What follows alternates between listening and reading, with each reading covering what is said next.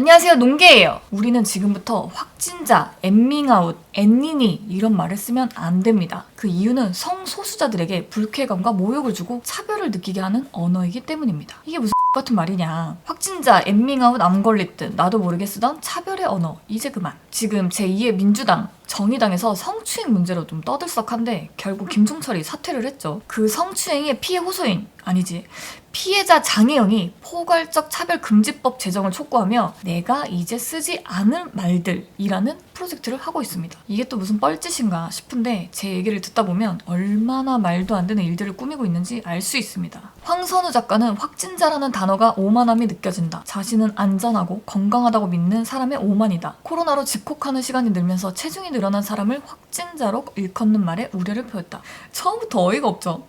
확진자가 불편하대. 어디 밖에 나가지도 못하고 운동도 못해서 살이 찔 수밖에 없는 국민들 걱정은 뒷전이고 저 말 따위가 불편하다는 게 말이 되나? 난 너무 이해가 안 되는데 저런 논리라면 집콕이라는 말도 집 없는 사람들에게 상처 주는 말이지. 초보자라는 뜻의 엠닌이라는 말에 대해서도 비판했다. 어린이 각자의 개별성과 특징을 지우고 어떤 역량이나 경험치 부족이라는 단면만으로 뭉뚱그리는 선입견에 어른인 나를 중심으로 오만함이 깔려있는지 돌아보게 됐다. 저 작가라는 사람이 얼마나 역량도 없고 경험치가 없으면 저런 오만한 말을 내뱉는 거죠? 작가라고 글 가지고 말장난하시는 것 같은데 우리가 진짜 어린이를 비하하려는 의도에서 저런 말을 쓰고 있었으면 이해라도 할 텐데 신입 같은 느낌으로 배우겠다.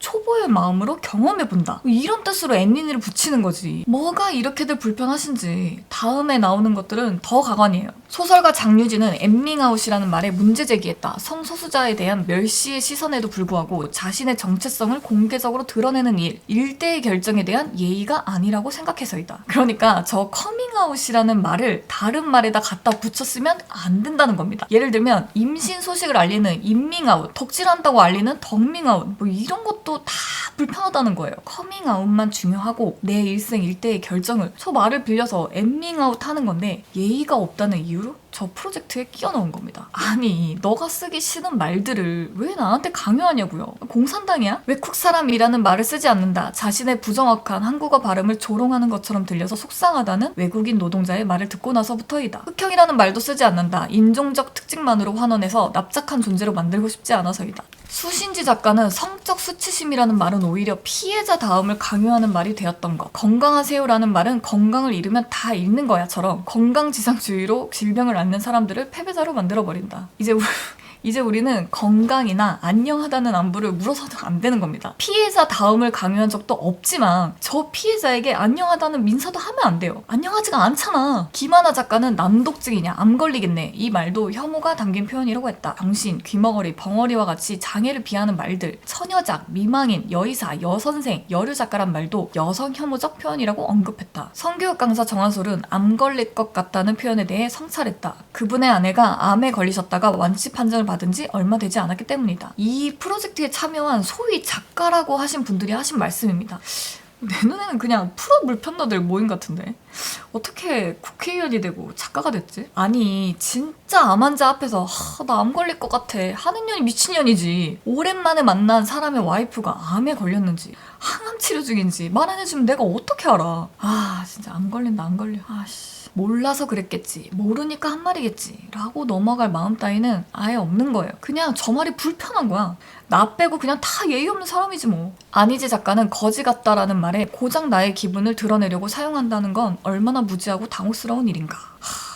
정말 무지하고 당혹스러운 기사가 아닐 수가 없는데 이런 논리로 따지면 안부 이사는커녕 말도 하면 안 되는 거고 보는 것도 안 되는 거죠. 시각장애인, 언어장애인 기만하는 거잖아. 밥도 먹으면 안 돼요. 배고파 죽겠네, 힘들어 죽겠네 이런 말도 쓰면 안 돼요. 알지? 숨도 쉬면 안 돼. 돌아가신 고인에 대한 예의가 아니잖아. 아니 무슨 논리적으로 들어와야 논리로 받아치지. 이게 도대체 무슨 말이냐고요. 정혜영의 내가 이제 쓰지 않는 말들의 프로젝트가 이런 겁니다. 이런 프로젝트를 발판 삼아 정혜영이 밀고 있는 게 포괄적 차별금지법입니다. 아주 무서운 법안인데 취업, 교육, 필수적인 분야에서 성소수자들의 차별을 금지하자. 아주 정의롭고 정상적인 말로 포장을 해놨어요. 근데 이 포괄적이라는 말에 성별, 인종, 출신지, 가족 형태, 성적 지향, 병역, 학력, 장애 등 평등이라는 이유로 온갖 것들이 다 들어가 있어요.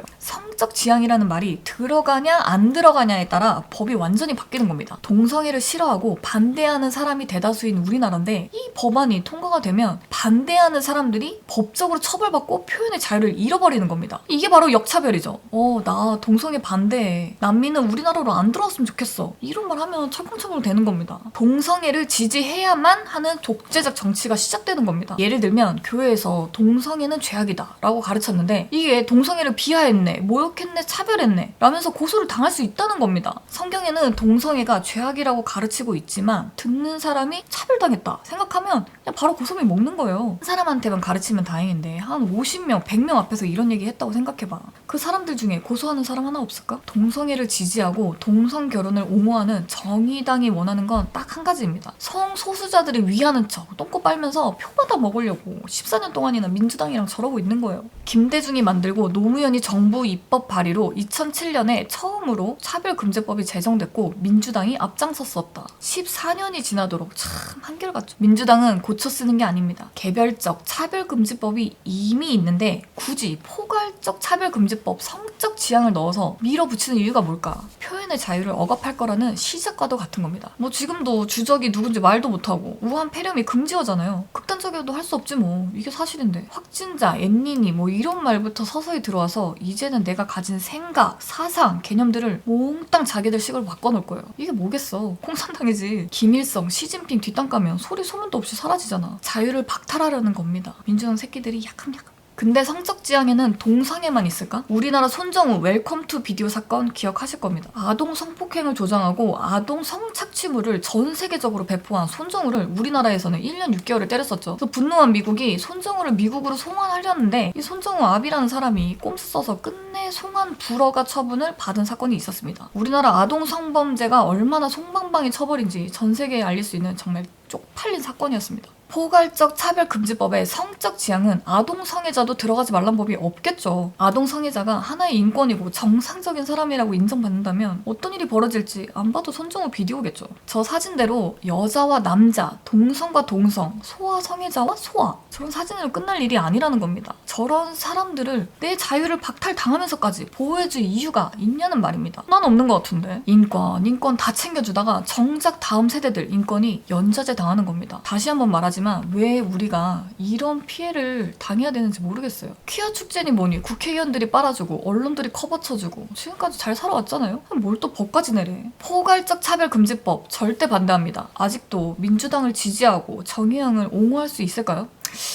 아직도 마음이 안 바뀌었다면 대가리가 깨졌는지 한번 확인해보세요. 그래서 오늘 하고 싶은 말은 정혜영은 사퇴하세요! 농기였습니다.